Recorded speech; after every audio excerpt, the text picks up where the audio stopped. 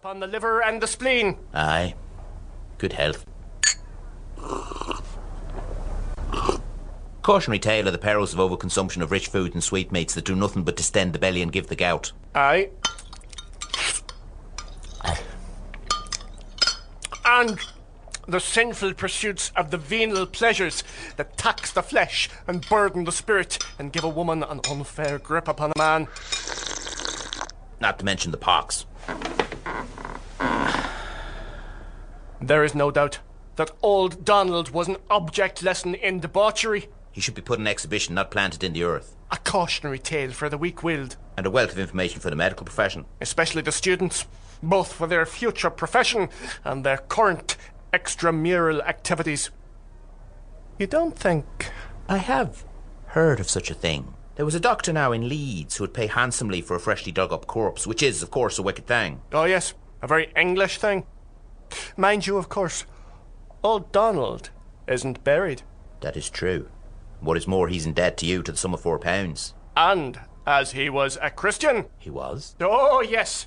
I frequently heard him ask for the Lord's assistance as he attempted to mount the stairs on a Saturday night. Well, that settles it. We'd simply be carrying out the man's final wishes if he had been made him, to see you reimbursed, that is. I believe you are right.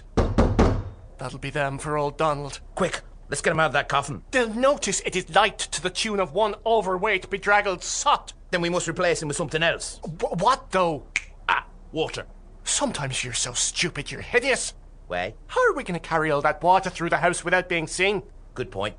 Then stones. We could carry them in our pockets. Stones? In our pockets? Eh? Not in Westport on a Saturday night.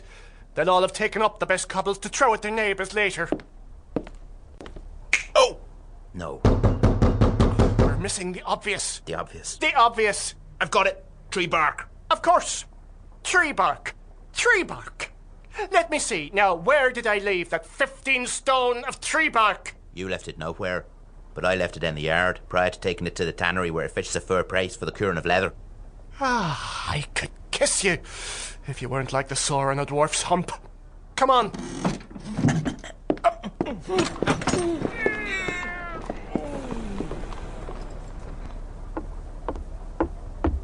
Did you not hear the knock on the door? William!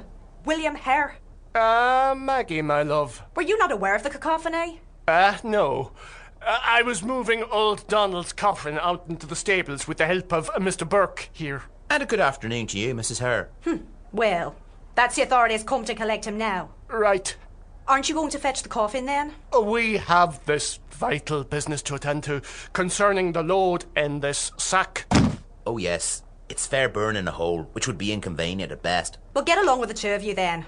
I'll show the authorities to old Donald's celestial chariot. Thank you, wife. So what's in the sack? The sack? The one that is so vital, that the two of you are carrying between you like it contained the Holy Grail and the original 10 Commandments, stones and all.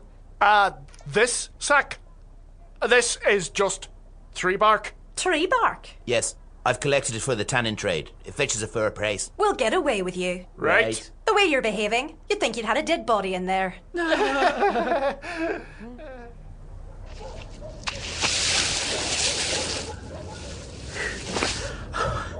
Oh, Donald, might have been a figure of a man. But we'll be skin and bones by the time we get there. This is the place, I judge. Right, so what do we say? Say? Yes, we can't hardly knock on the door and inquire, is this the place where you buy the stiffs? I knew that. Good. We have to use subtlety. Sounds good.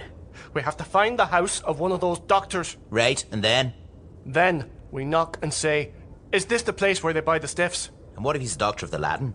Perhaps not the Latin. Mind you, there was many a dead body in them Latin texts. A fearful bloodthirsty lot they were. Scarce needs credited in these God-fearing times.